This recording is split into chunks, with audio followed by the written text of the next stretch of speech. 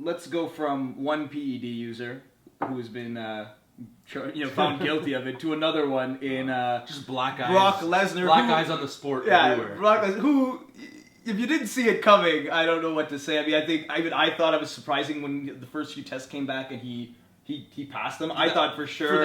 For that reason alone, I'm gonna argue the other side that I actually was surprised. You were surprised. I was surprised because we had immediately found out that the first 5 tests, he had gone through 5 tests within a few weeks period. Yeah. And they had all come back clean. Yeah. And I was sitting there thinking, you know what? Brock's a smart guy. He wouldn't fuck this up. He wouldn't ruin this opportunity for himself. Yeah. And he, all 5 were clean. I have no reason to think that, 5 tests come back clean. Well, he failed the post-fight test too. So there's 2 tests now. So there was 2 more tests after, I think there was 7 or 8 total.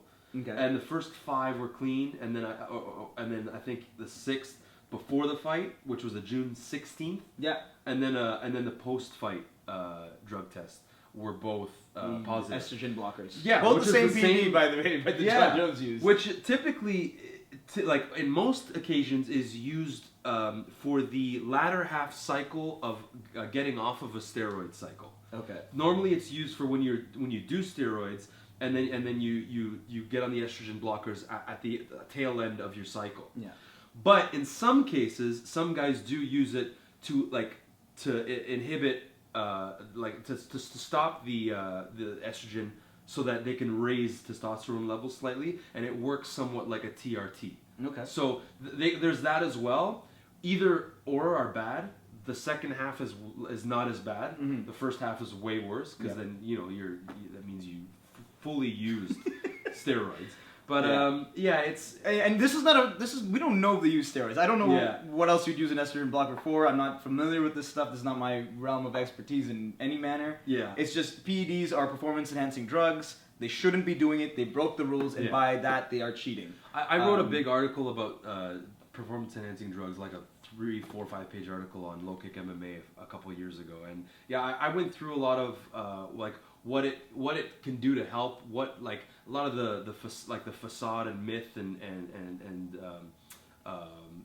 the make believe stories about it, things that are not necessarily true. Some there's a lot of arguments about is it really helping people win, or is it really making the sport more dangerous? Like they had this debate. Yeah. That's a whole debate for another time.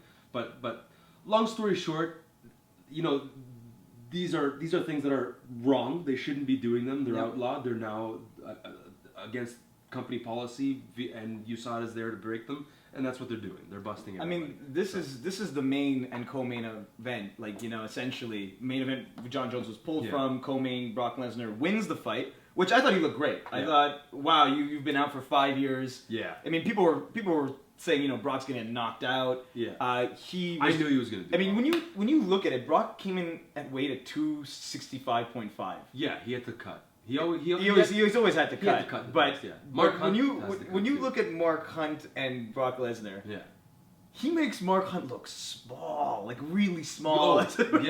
Mark. That's another thing. Mark Hunt is not big.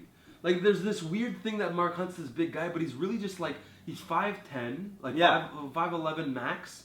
And he's just thick. He is a thick guy. Yeah, he's a thick dude. Yeah. But he's not by no means like a 6'4" NFL lineman monster. No. He's not one of those guys. He's not a LeBron James, huge, tall, lanky.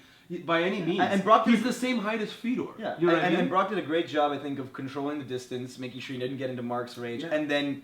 His takedowns were great. He did what he did back in the day when he became champion. Yeah. And I called it. I knew. I think we both said. I think we Brock both said was going to win that fight. I thought Brock was going to win that fight too, and everyone's just like, "Nah, he's going to get knocked out." You can't throw away a former champion. You can't. And that wasn't a fake belt. I mean, he fought real guys. Couture, Frank Mir, and that comeback win against Shane Carwin. The interim title Shane Carwin had, and that was. And that was one of the greatest fights I think I've ever seen. Was because awesome. Brock definitely got his ass kicked in the first round.